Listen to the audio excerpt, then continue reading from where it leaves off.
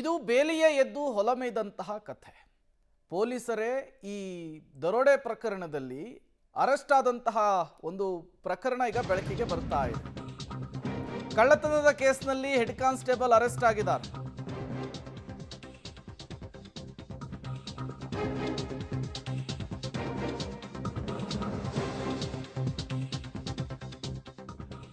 DJ Halli police ಠಾಣೆಯಲ್ಲಿ ಕರ್ತವ್ಯ ನಿರ್ವಹಿಸ್ತಾ ಇದ್ದಂತಹ ಸತ್ಯನ್ ಹೆಡ್ ಕಾನ್ಸ್ಟೇಬಲ್ ಕಳ್ಳತನದ ಕೇಸ್ನಲ್ಲಿ ಈಗ ಲಾಕ್ ಆಗಿರುವಂತಹದ್ದು.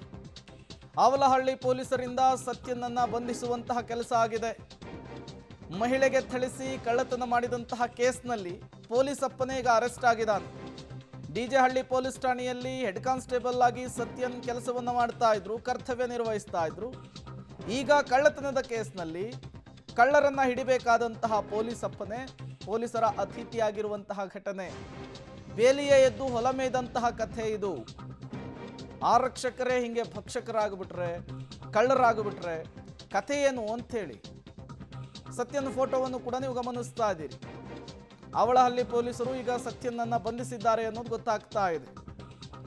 ಮಹಿಳೆಗೆ ಥಳಿಸಿ ಕಳ್ಳತನ ಮಾಡಿದ್ದಂತಹ ಕೇಸ್ಗೆ ಸಂಬಂಧಪಟ್ಟಂತೆ ಡಿಜೆಹಳ್ಳಿ ಪೊಲೀಸ್ ಠಾಣೆಯಲ್ಲಿ ಕರ್ತವ್ಯ ನಿರ್ವಹಿಸ್ತಾ ಇದ್ದಂತಹ ಸತ್ಯನ್ ಹೆಡ್ ಕಾನ್ಸ್ಟೇಬಲ್ ಅವರನ್ನು ಅರೆಸ್ಟ್ ಮಾಡಿದ್ದಾರೆ ಅನ್ನೋದು ಗೊತ್ತಾಗ್ತಾ ಇದೆ.